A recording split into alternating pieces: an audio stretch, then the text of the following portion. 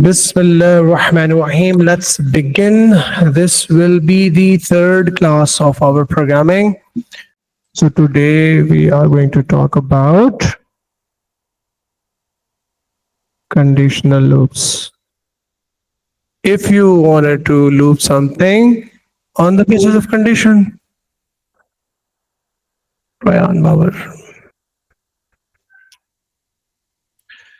What can be the conditional loops? As per the simple definition goes, iterations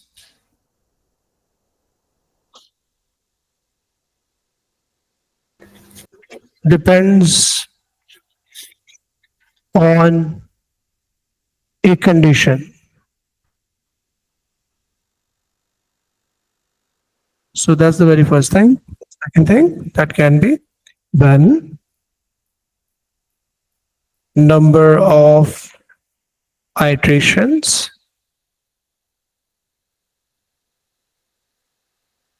are not known.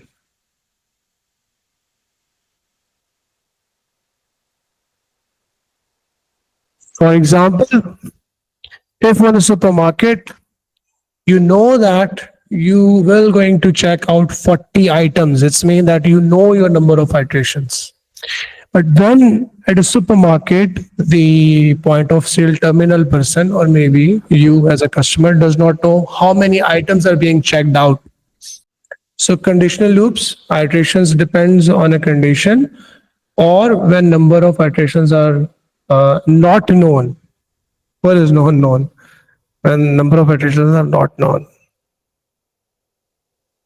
Okay, so let's make an example first. Let's take one question as an example, and then we will going to apply both of the loops, both of the conditional loops. What are the conditional loops? There are two types of conditional loops. Which one and which one? While and while repeal intent. Which one is known as precondition, While and while. and the other one is known as Post condition loop. good. Write an algorithm using pseudocode. But we will going to convert the pseudocode into VB.NET as well.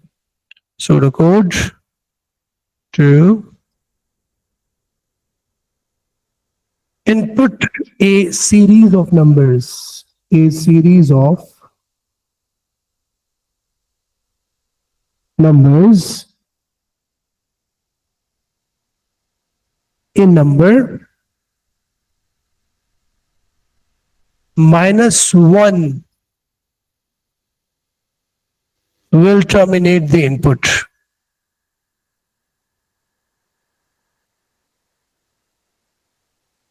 Can anybody explain me this? What does they mean?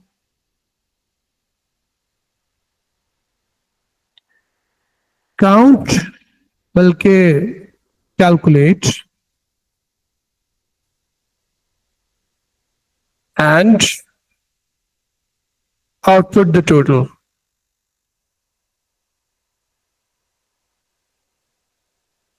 There we go.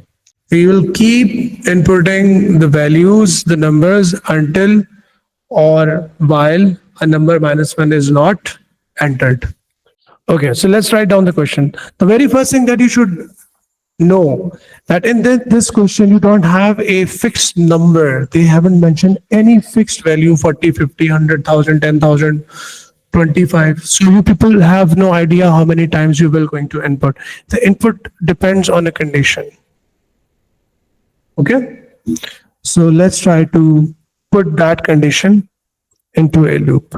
And how we know that it's a loop? It's a question with the loop because we have to input a series of numbers, and a number minus 1 will terminate the input. Okay, all right, so let's start solving it. So let's get done with this condition loop for once and all. First apply precondition loop. Guys, one another thing. I'm just not only teaching you programming, but I'm also trying to teach you programming with respect to A levels. So the kind of questions or the patterns in which I will be writing the answers They are CAIE Cambridge required patterns. So when the examiners will going to look at your answers, they want your answers to be like that in that particular pattern. So that's one another important thing that we need to learn. Even though some of the people who are among us, they can be good programmers, we need to transfer ourselves into the requirements of CI. Precondition and post condition. So how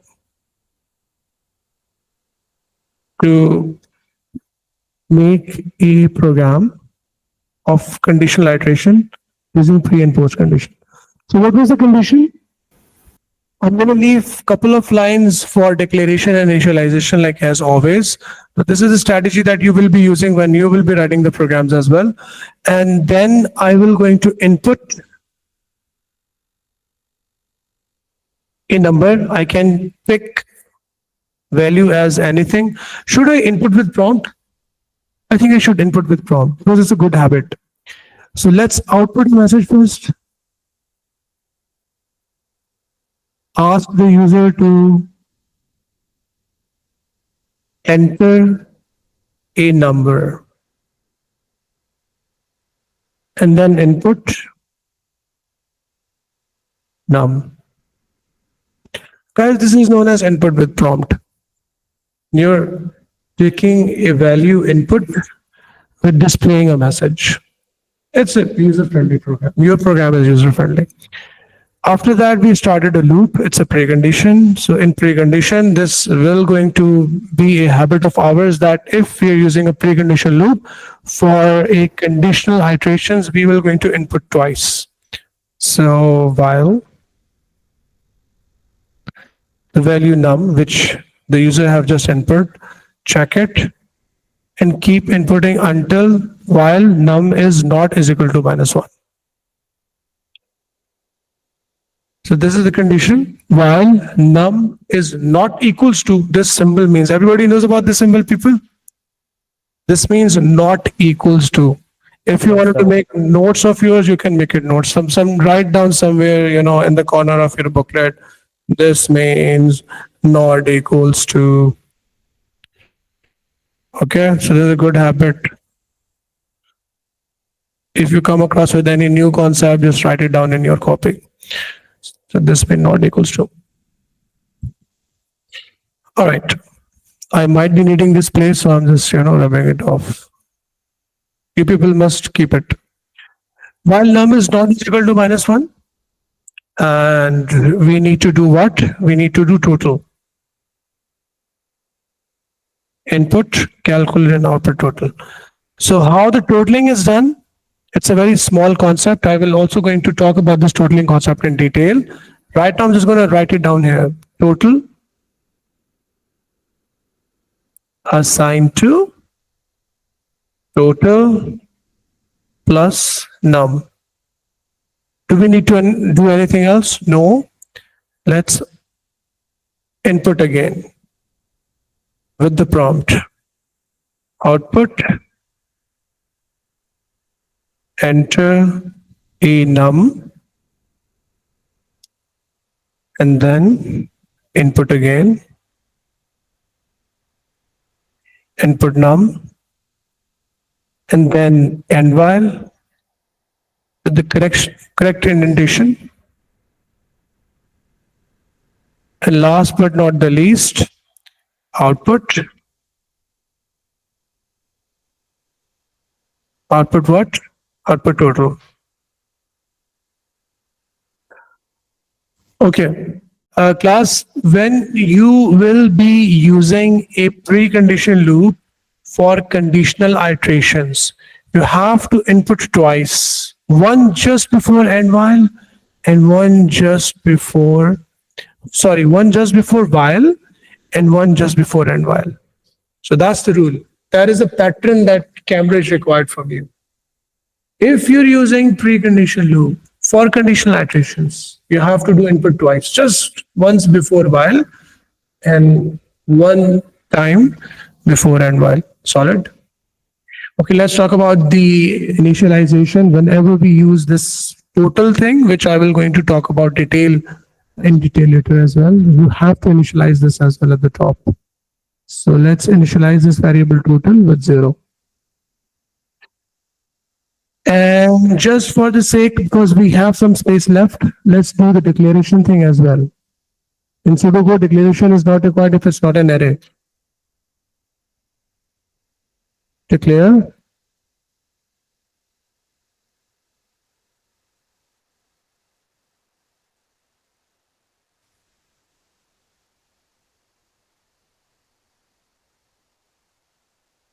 total is a variable. Do we have any other variable? Num is a variable. Do we have any other variable? I don't think so. And both of the variables are integers.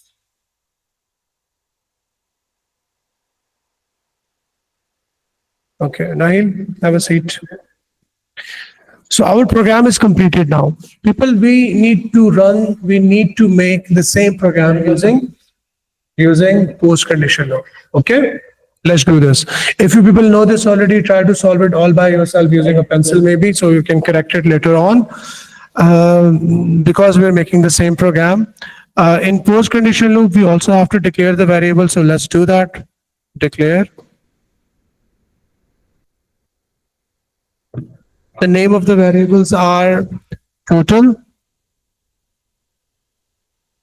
and num, and both of them are integer.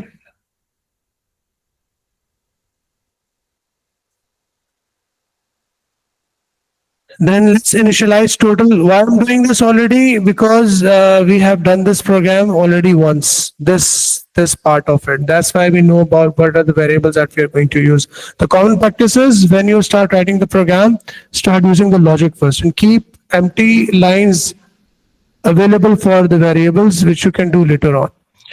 All right. In repeat until, in post conditional loop, you do not need to input twice. So let's start with the loop. Repeat.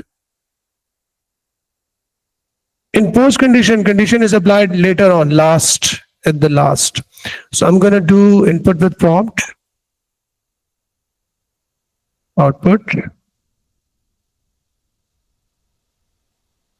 Everything should remains the same. Enter in num. Even in A level, sometimes they ask you to convert loops from repeat until to while and while, from precondition to post condition. So from change your selection statements from if to case to if, which we haven't studied yet. And then input num. Any questions so far? Was all good? Total assigned to total plus num, and until. Now condition will be reversed until num equals to -1, and then output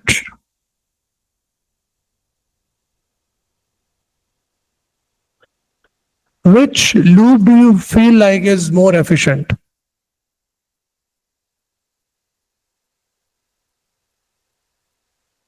Let's make this total more user friendly. Total, comma, total.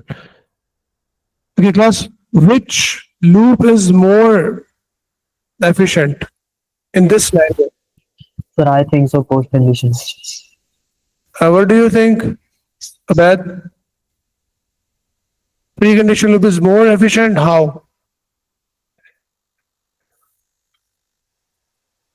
Very good. In some scenarios, and mostly we can say that precondition is more efficient, even though it has more number of lines. Because what if the very first value is terminating the input? For example, as soon as you have started the program, the user inputs -1. And if that happens, this loop will not even going to run once. It will check the condition here and it will get out of the loop. Repeat until. This can be a use case of a post condition loop, because sometimes that could be a requirement. That can be a requirement in which they want that loop at least runs once, even if the condition is not correct. For example, If the user inputs -1 here, still the part of the loop will going to run. So that could be the requirement. So we can comment on this, repeat until loop. Let me just change the color.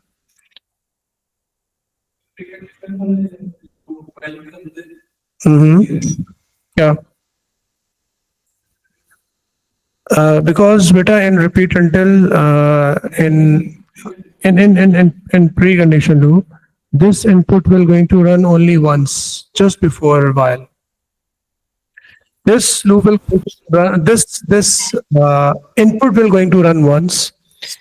For example, at the beginning, if you input -1, the program will not even going to get inside the loop. This is for the very first value. This is to check if the very first value is correct or not. This is the very first input which starts the while loop. Okay. If you input the very first value, maybe 2 or 3 or 5, anything, the loop continues after checking the condition and it runs. And then here it inputs the second value. Sir, This input will going to happen again and again. This input will going to happen only once, just before the while loop. The very first input is just to start the while loop. You can say something like that as well. First condition loop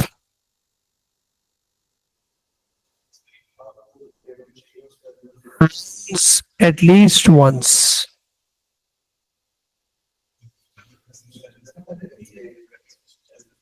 Okay, people, I'm going to just quickly go on to selection statements because I just want to pace up the class a little bit. We have learned about the precondition, post-condition loop in a exam style question. Okay, so just like there can be some other ways of using while and repeat until, but this is the exam style pattern. So even the bigger problems will also have this pattern being used in precondition and postcondition. Okay. All right. So let's move forward with the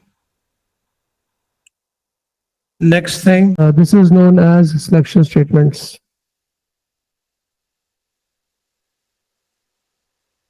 Selection, sometimes also called as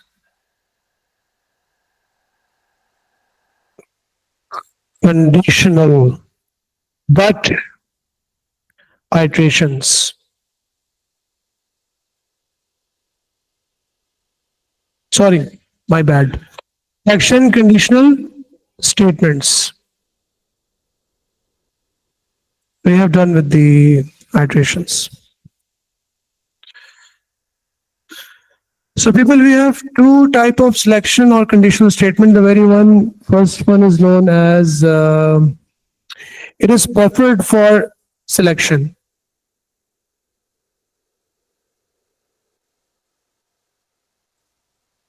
Can you name it? Condition. Preferred for condition. if For condition, we have if, and if, condition, then, else if, else, and if. Sometimes they can ask you about the structure of this selection statement as well. You should know about it. For selection, we preferred case. yes, sir. Select case.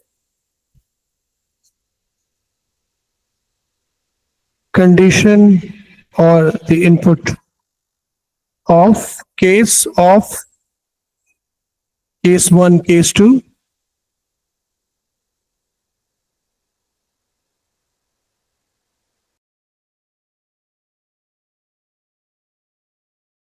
and multiple cases, and then otherwise.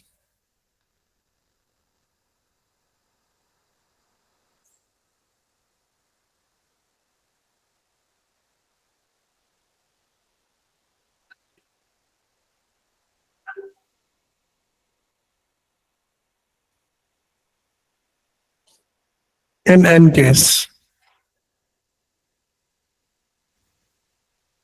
So this is the structure for case statement, which is also preferably used for selection.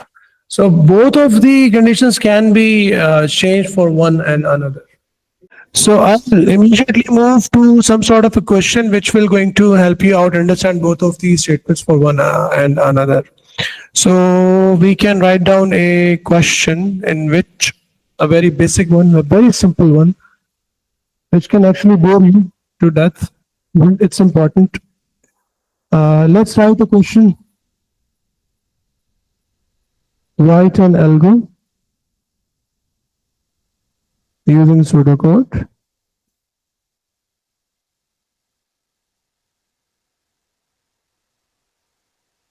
to input an integer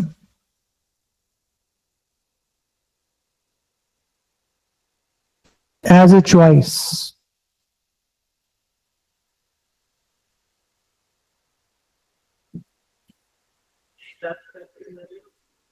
Output messages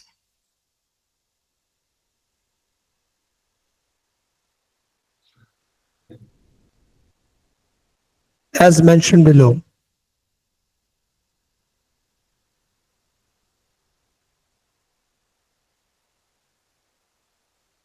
If choice has an integer 1, then output yellow.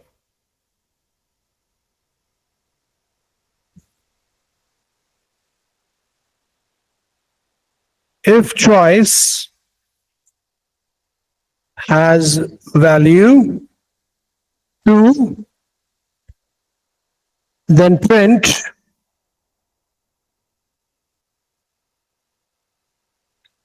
CMYK, yellow, uh,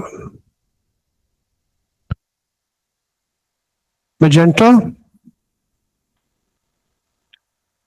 For 3, print yellow, magenta. What are the printer colors?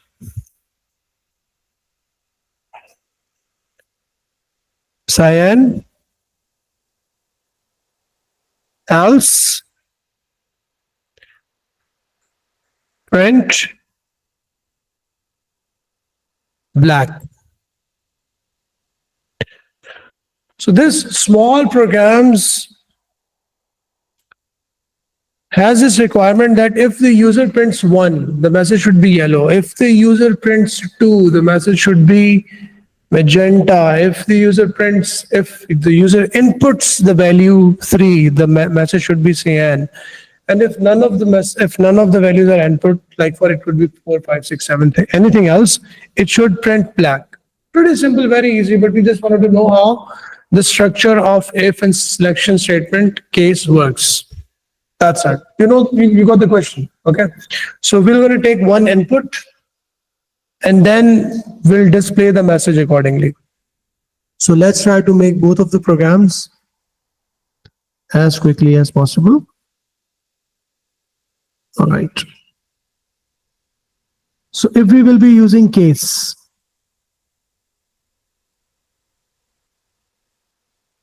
output, enter a number.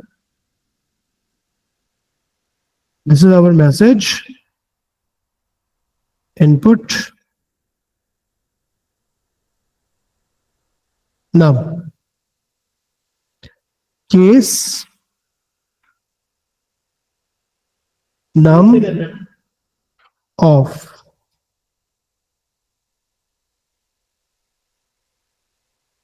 Case and case.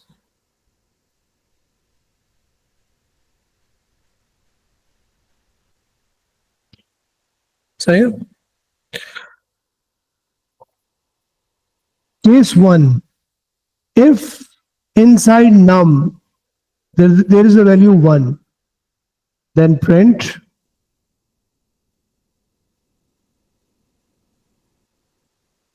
yellow.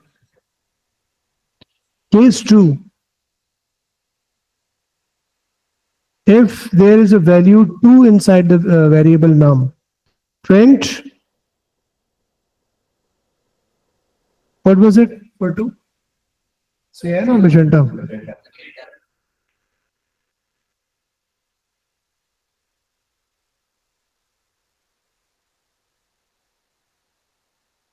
Case 3, print cyan. And otherwise,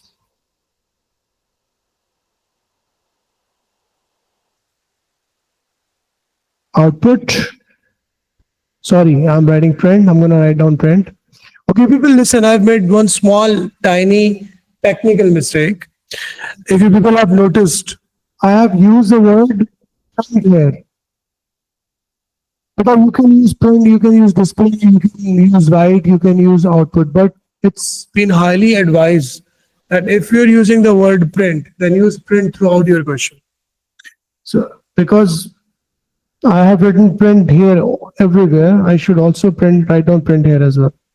To display a message, if I'm using this command, this should be used everywhere else.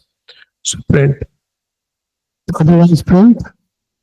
Of course, you can use output as well. And what is the color? Black.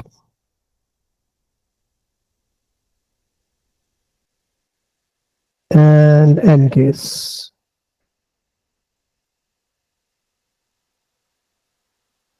And we know this, the technical explanation of this thing is, guys, look, when this program will going to run,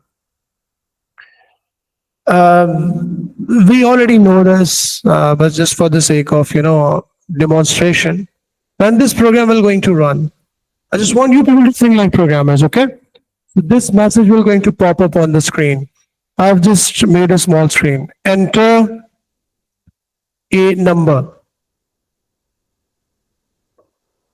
And when this instruction will going to run, a cursor will start blinking. Okay? And as soon as the user will going to input any value, let's suppose if the user inputs 3, only this case will going to run. In selection statements and conditional statements, out of multiple options, only one, maybe, sometimes there can be more, but mostly there can be one option which is running.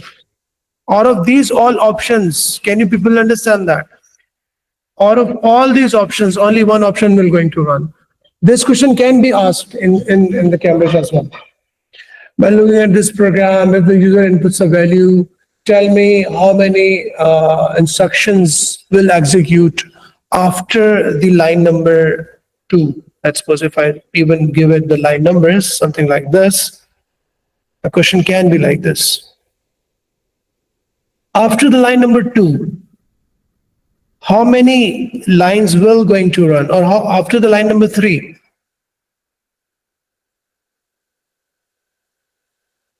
how many lines will going to execute? Okay, let me give you one example. If the user inputs the number 3, which line of code will execute? Only line number 6. मैं उसको थोड़ा zoom कर देता हूँ शायद. Line number 6. So you people have a technical idea of how this if or this selection statement works. Okay, let's quickly convert the same program into the if statement because we wanted to know the structure of the program. Of course, line number 1 will be the same. For the sake of your notes, we have to write it down. I just recommend you also write it down again. Print enter a number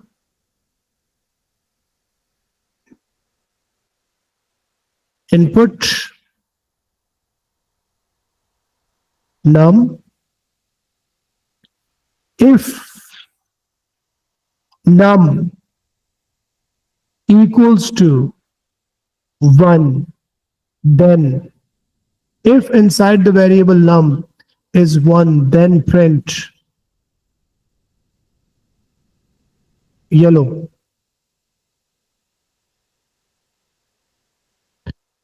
else if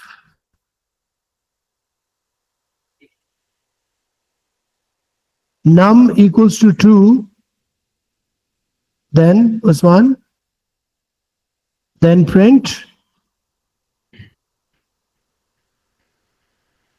magenta. Else if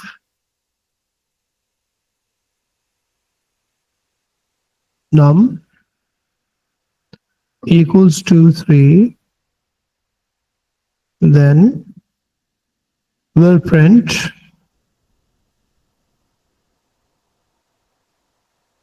cyan. Else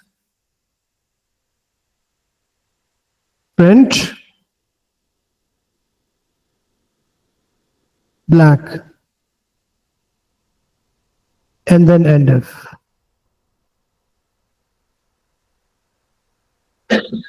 Okay, in this case, which selection statement is more efficient?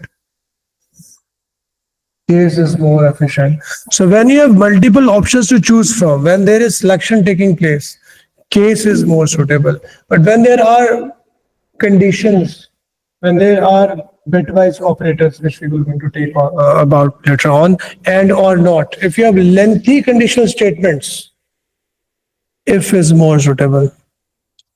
So case and case is better for selection, and for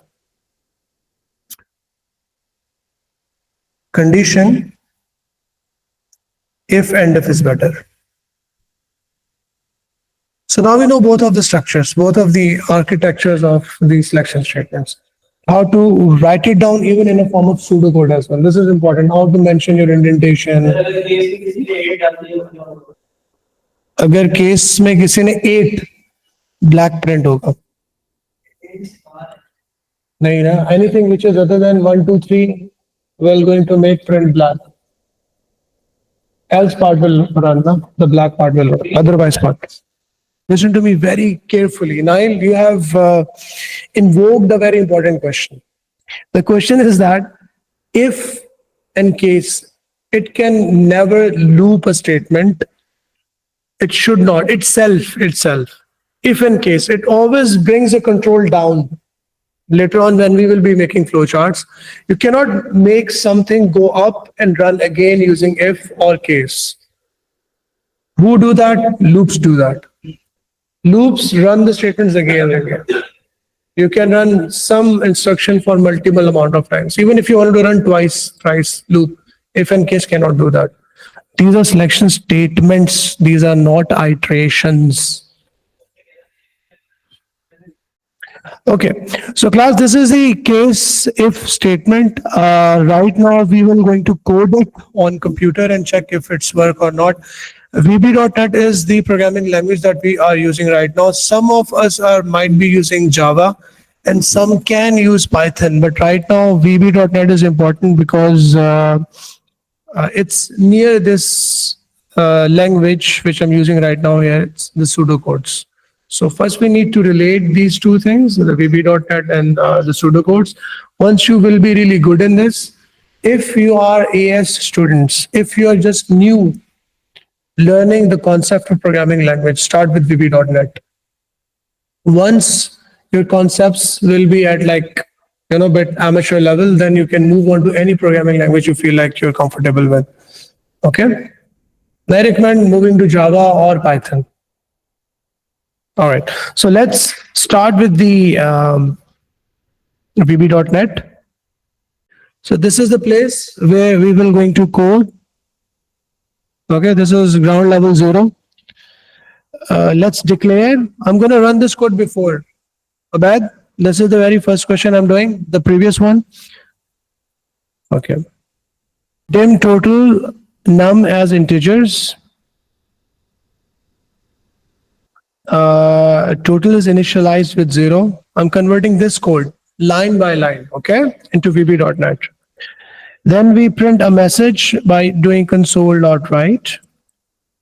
Enter a num. And then for input, just like we have told before, num equals to console dot read line. For while num is not is equal to -1. All right. Total equals to total plus num. Again, we need to now. This is the benefit of using programming language. We did Control Z and then we did Control V. That's why in paper 4 in A2 you will have fun because you have to do all your programming on the laptop on the PC. 75 marks just coded away. Also, this is the program. We are done with the program. People, the trick is that we need to check. Okay, look, this line, this declare total, comma num, colon integer. We have declared two variables, total and num as integer. In VB.NET, I have written dim, total, comma num as integer. So there's a little bit difference in between pseudocode and VB code. There's a very smaller difference. Okay. And with practice of having one or two classes, you will be sharp in this. And total assigned to 0 because we don't have assignment operator in VB. So we write down total equals to 0. It's mean like 0 will be assigned to total. Correct? ठीक है sir. Okay. Instead of output, we write down console.write or we write console.write line instead of output or print. So this is the command in VB. So output enter and num will always be converted like this: console.write or console.write line enter a num. So you just need to learn few keywords and you can get done with the whole of the programming language. Then you can easily transfer any pseudocode into VB.NET. Last but not the least, I forgot to do this. Output total. Output console.write line.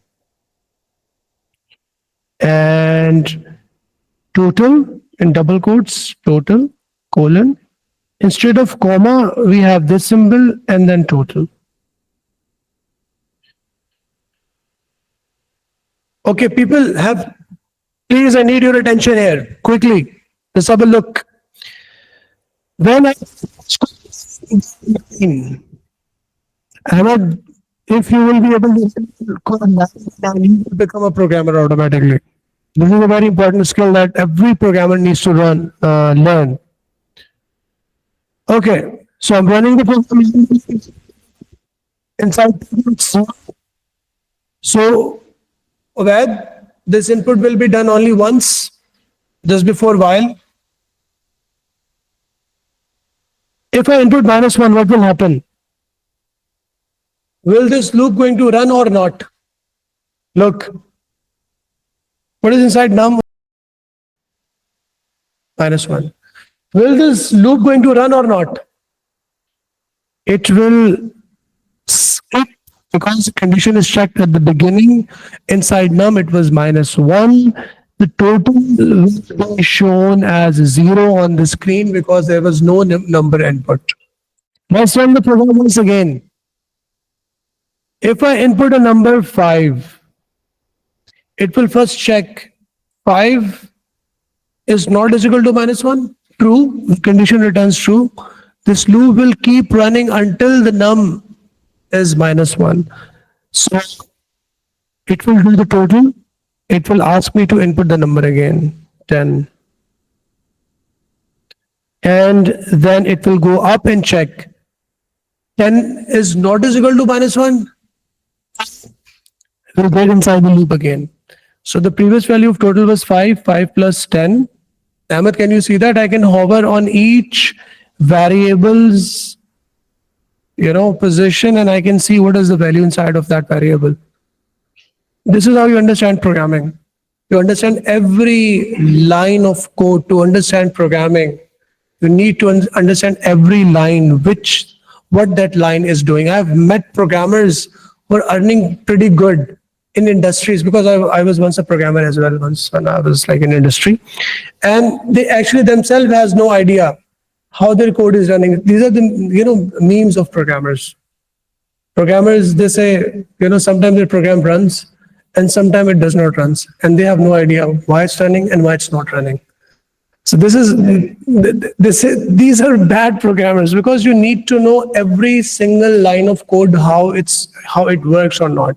Because most of the programmers are good at using import library, copy paste, GitHub, ChatGPT 3.4.0, and they're just mixing everything up just to get the results. But if they're working on a particular project, you need to know every single line of code how it works, every single line. So in 33, never give control to machines. This is the new mantra. Ultimately, AI will going to kick you off like in a decade or 5, 7, 10 years. Program your own codes, write your own content, take help from AI, but always include your own intelligence into it. Keep running until I input -1. And as soon as I input -1, it will check and it will get out of the loop. It will give me the total and then the program ends. The total is 93 and the program ends. Loud and clear?